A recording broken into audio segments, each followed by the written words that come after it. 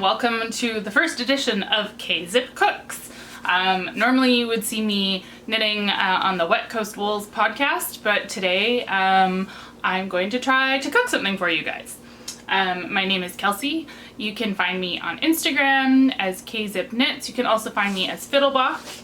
And if you are coming here because you have seen some of my knitting, you can find me on Ravelry as K-Zip Knits.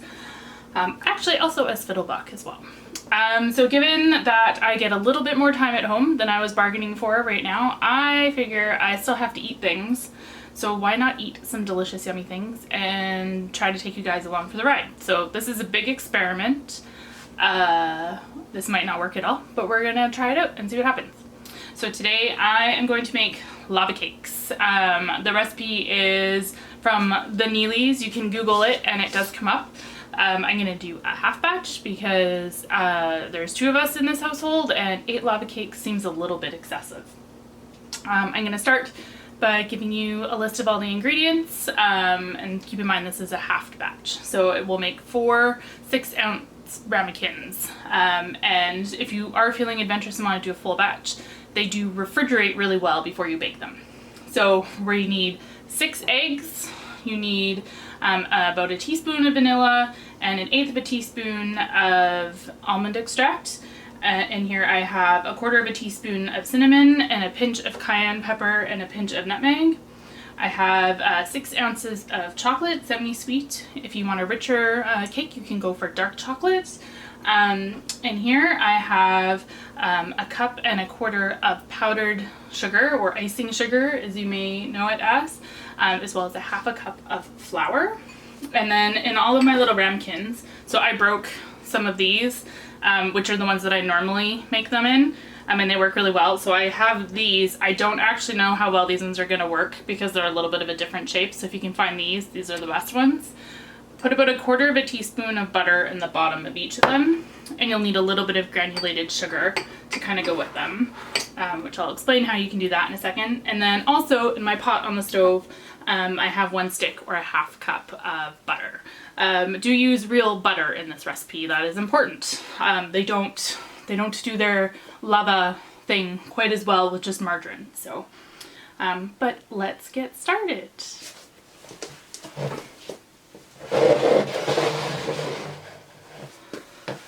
Alright, so I'm sorry that you don't get to see my head, but you get to see my hands and all the fun things. So that's the important part. So we're going to start by turning our oven on. It'll be 400 degrees Fahrenheit. You always want to preheat your oven, otherwise things cook unevenly. Make sure that your rack is in the middle position. So we're going to start by preparing our little ramekins. So you can see I've put the little bit of butter kind of in the inside here. I don't know if this will blow out or not. There we go. And then take a pastry brush and you want to wipe from the bottom up. And this butter's a little bit firm, so this might take me a couple minutes. So if we edit some of this out, I apologize. But you want to just kind of coat the inside, and the idea is you want to wipe from the bottom up. So if you do your nice strokes going up, you can also do it with a paper towel, but you want to go from bottom to top. It helps your little cake rise without sticking. This is probably one of the most important things. So I've got that one going. Nice and coated. I'll do a red one. And I'll spare you guys the other 2 for right now, but do prep them before you start everything else. If I had been thinking ahead, I would have done this prior to turning the camera on, but you know. So the bottom's coated. I need to get a new brush too. As you can see, mine is like kind of a bigger, clumpier one. This is one that you'd use more like for putting barbecue sauce on or basting something, but it will work for today's purposes. So again, bottom up, bottom up, bottom up. Just make sure everything's really well coated with butter. And then what you're gonna do, once you have those all nicely coated with butter, if there's a little bit of lumps, try to even them out a little bit. So you can see in mine I've got like a little bit of a bigger section, so I'm just gonna go in and kind of get rid of that excess. And again, just make sure that your movements are always going towards the exterior part. That's what we're going for. Then I have granulated sugar here, just like what you'd put in your morning coffee or tea. And I'm gonna put a half a teaspoon and just coat the whole inside. So you wanna make sure that it goes all the way to the edges, like this. And the reason why you do this is, again, it'll help your little lava cake pop out of the ramekin a little bit easier and give it that nice solid crust we're going for. And so I need a little bit more sugar because I didn't quite get there on the bottom, so I'm gonna add a little bit more. But usually about a half a teaspoon works. So again, you just wanna make sure everything is nice and coated. I'll make sure, and then you can just tap out any excess. I usually do it over a kitchen sink or something like that, but that's the look we're going for. Ta-da! All right, so now how to make the filling. I'm just gonna get rid of these for a second. Wipe off my hands. So our next step is on the stove for while we make the filling. This is your half cup of butter. You're gonna put that with your chocolate. I'm using semi-sweet today because that's what I have. So that just goes in there. And then you can also add in your vanilla and almond extract, and my husband is peeking in on me as I do this because this is a new and weird concept in our household. So you can add that in there. I usually like to use pure vanilla. You can use vanilla extract or like artificial, but the pure stuff has a bit of a nicer flavor. It sets the chocolate off really nicely. And then I'm also gonna throw in the nutmeg, the cayenne, and the cinnamon.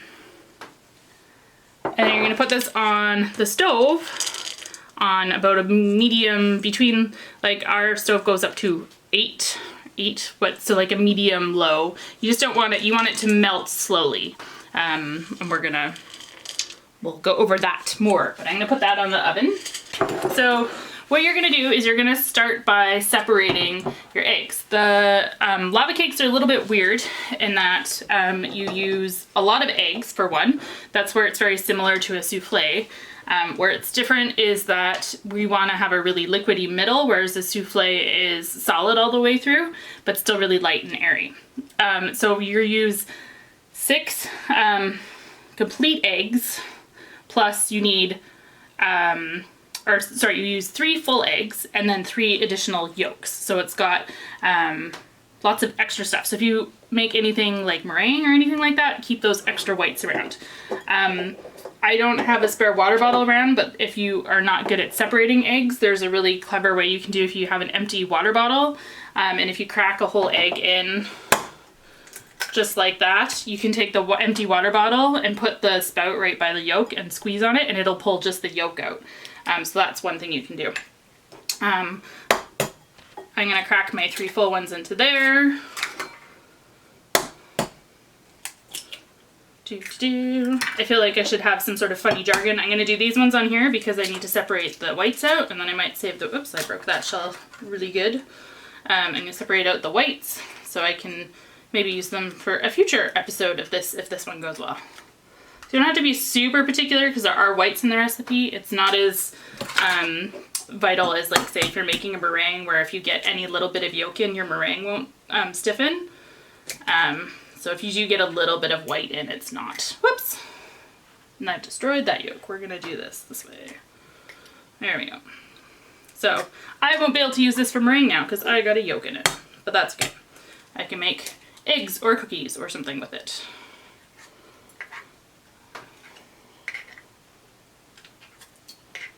And there we go. So we've got those. And then what I'm going to do is I'm going to whisk these lightly with just a regular whisk.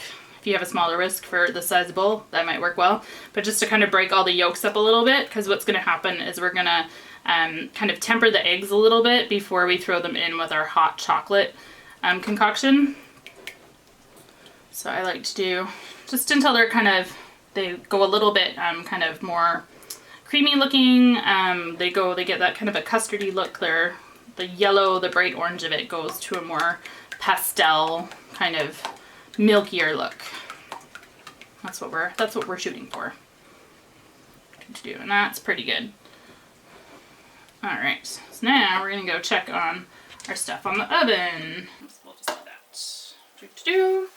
So it looks like our egg mixture here is starting to do pretty good. Or not our egg mixture, sorry, our chocolate and butter mixture. So I'm going to turn the heat down just a little bit because I feel like it's, I don't want to burn the chocolate, you just want to get it nicely melted and until it really combines with the vanilla, the almond, and all the spices. I should say too, you don't have to put cayenne pepper in with this recipe. If you have like stomach sensitivities or anything like that, leave it out. I do love the little bit of a kick that it gives, but you absolutely don't have to do it. Sometimes I don't. Sometimes if I know that I've had like too much pizza or something, my stomach's bothering me, I will leave out the cayenne pepper. And that's looking pretty good. All right. So what I like to do now is I'm going to turn, now that it's all, and you can see that it's all pretty smooth, I'm going to turn all of this, let me just see. There we go. Yep, no more lumps. It's not sticking to the bottom. We're looking good. It's looking good all the way around. You can kind of put your finger in. If you can put your finger in and it's warm but not too hot. I know, not very commercial kitchen grade there sampling the chocolate, but it tastes so good. Yeah, you just don't want it to be too hot. If it is quite hot, what I would do is I would take it off the burner and then just let it sit for a bit. This isn't too bad, so I'm going to just leave it like this. And I'm going to bring over our flour. So it's what did I say? It was a cup and a quarter of flour and, a cup and a quarter of icing sugar and then a half a cup of flour. And I'm going to mix this into our chocolate mixture now. And it'll be kind of thick at first, but if you've ever added liquid to icing sugar before, you'll know that it won't stay super liquidy super long. It absorbs pretty fast. It'll get a little bit lumpier first, and then it'll squish out to more of a paste. And I'm doing this just to cool down that chocolate mixture a little bit as well, so that when I start to add in some of the egg, it won't be a problem. So what I'm going to do now, don't worry if it's not totally combined, that's not a big deal, because it will be by the time we're done with it. I'm going to take a little bit of this and just check and see. It's quite warm, so I'm going to put a little bit of it in here just to kind of cool it down a little bit. And I'm going to add, so there you go, a little bit there, a little bit over here. So I'm going to add, I'm just going to go at it with the whisk a little bit here, just to kind of break it up a little bit. And I'm going to add just a little bit of our egg. Not too much, just a little bit, kind of while beating it, just to make sure that we don't scramble the eggs. That's always the tricky part with this, is not scrambling the eggs. And our oven is ready to go, look at that. So again, you're just kind of like working it into a bit of more of a actual batter. That looks pretty good, so we're gonna add a little bit more egg. Just keep whisking and whisking. Somebody asked me why it is that the middle of lava cakes are runny, because they feel like it should all be solid all the way throughout. That is, the reason why is, I guess, first of all, you could kind of consider it an undercooked cake in some ways. The outside solidifies first, as it does with most baking. Like if you ever think of when you're making cookies, usually the outsides start to look set first, and then gradually they cook in the middle. So it's kind of what happens with a lava cake. You cook it at a high temperature for a short amount of time, and what it does is it makes the outside nice and solid, and then the fact that you have real chocolate that's melted in it and not very much flour allows the middle to stay very more pudding and lava-like. So you can see this is looking nice and elastic. Has like a really kind of, I don't know how to, I'm not a culinary person, so I don't know how to describe this, but it's a good look. This is the look we want. I'm gonna add the rest of my eggs in here now. Should be good. Hopefully you can all see this. Hopefully I'm not too boring. if you do have recipes or things that you want me to try making, I thought I would have, it would be a little bit more of an involved one, and I might have to get Chris, the hubby, to help out with it, but I thought I would do one with, on pierogies, which is something that I grew up learning how to make from my grandma. Ta-da! Alright, so we're going to go back over to the stove now. I'm just going to check and see how hot our batter here is. So it's still a little bit on the warm side, so I'm going to scoop a little bit more of this into our batter here, which I don't know if you can see on this camera, but I'm going to... You just don't want to scramble the eggs, as I said. If you do scramble the eggs, you'll know right away because there'll be like solid white things floating around. I have done that a number of times, and then they don't set properly and they don't cook properly, and it's kind of a problem. And this does become quite a thick batter, just so you all know. So even if it's a little bit lumpy right now, don't worry too much about it.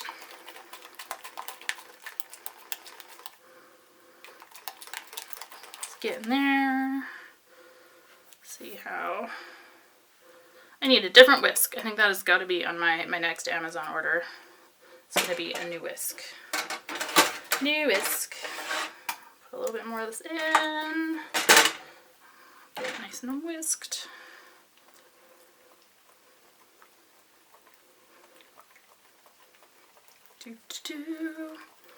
So what are you guys all doing to keep yourself occupied during our current pandemic? I'm curious to see. I know a lot of people have taken up new crafts. One of my students sent me some really cool pictures. She's figured out how to make origami unicorns, which I thought was like super awesome. I so far am still just knitting a bunch, and then now we're trying this out. We'll see how this goes. Alright, so I think the eggs are probably... They're warm to the touch, so that's good. This is a little bit better here now, so we're going to go ahead and dump our egg mixture into here. And the trick is, again, just keep, sorry if it's noisy because it'll be on the stove, but we're going to just keep whisking as you add it and go slow. Go nice and slow. So that way, again, you don't scramble your eggs. Nothing worse than a lava cake with scrambled eggs.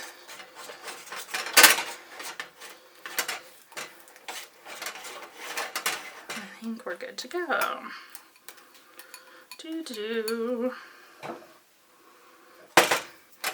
Just make sure everything is... Now you can just whisk to your heart's content until everything is really good. I think that's about right. And then...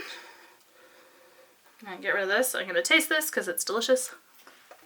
Also, the good thing about this recipe too is a lot of people make the assumption that because the lava cakes are gooey, that they're not actually cooked properly, or that you're eating raw eggs, but you're not actually. Because of this process that we just did now, you're adding the eggs into a hot mixture. They're actually already cooked. So they are but we're going to take our ramekin, this guy here, and you're going to fill it just over 3/4 of the way full with batter. So you want to have a little bit of room for it to rise.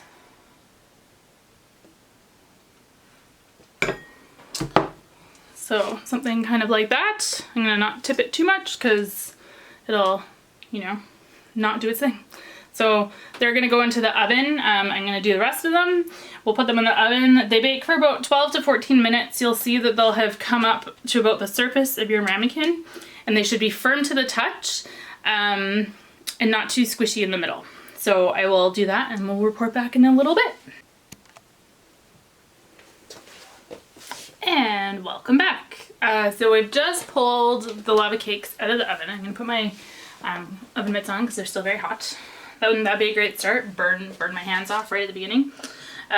So you can see that they've kind of, see, get the camera to focus. Come on, camera. There you go. So you can see that they've risen up just around the edges a little bit.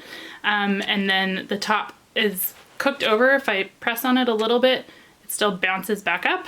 And that's what we're going for. Now what you want to do is you want to let them set for about 5 to 8 minutes. And then I will show you how to make the lava happen. So I'm just going to set them on a cooling rack here so that way they get a little bit of airflow underneath. And And then I will show you how to make the lava flow in just a moment.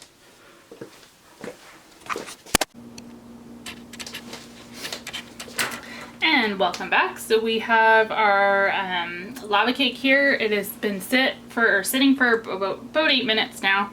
The ramekin is still quite hot, so I do recommend you using oven mitts. So what I'm going to do is, before we dump it out, take just a sharp paring knife and you go all the way around just to kind of help release it out. Sometimes the middle will kind of cave in a little bit, but that's okay because that's not going to be the side that we're going to look at. Doop-a-doop. And voila. So, and now, since I'm going to give you guys the fancy treatment, so I've got my lovely, it's actually like a little serving platter, but we're going to use this. I'm going to, let's see, what's the best way to do this? We're going to go like this. Put my hand on the bottom. So you simply flip it upside down. I usually let it sit for a second. You can also like tap the top with anything. It's still pretty hot, so I'm gonna lift it off very gently if I can. And ta-da! And then, so you can see here, and you can see it's still very nice and moist in the middle there. It's starting to sink in a little bit. And then what I like to do, I have this lovely, it's meant to be for tea leaves, but it doesn't seal properly anymore. So I put a little bit of icing sugar in it, and you can just kind of sprinkle it over top. If you have fruit or anything, this is a really good opportunity to get into that and add a little bit of fruit, or make like a little fruit coulis or something like that. Maybe I'll cover how to do that later, but just as much as you want. And there you have it, your lava cake. But it wouldn't be a proper lava cake if I didn't show you guys. Let's see if I can get the camera to focus. Come on, camera! Camera! Ah, there we go. Okay. You want to see how this puppy looks when you cut into it? I'm gonna grab a fork and we're gonna try some. And then I know Chris will be wanting his here before too long. So, okay, so there we go. Oh, there's my oven timer, just to remind me. So, and there you have it. See how it like oozes?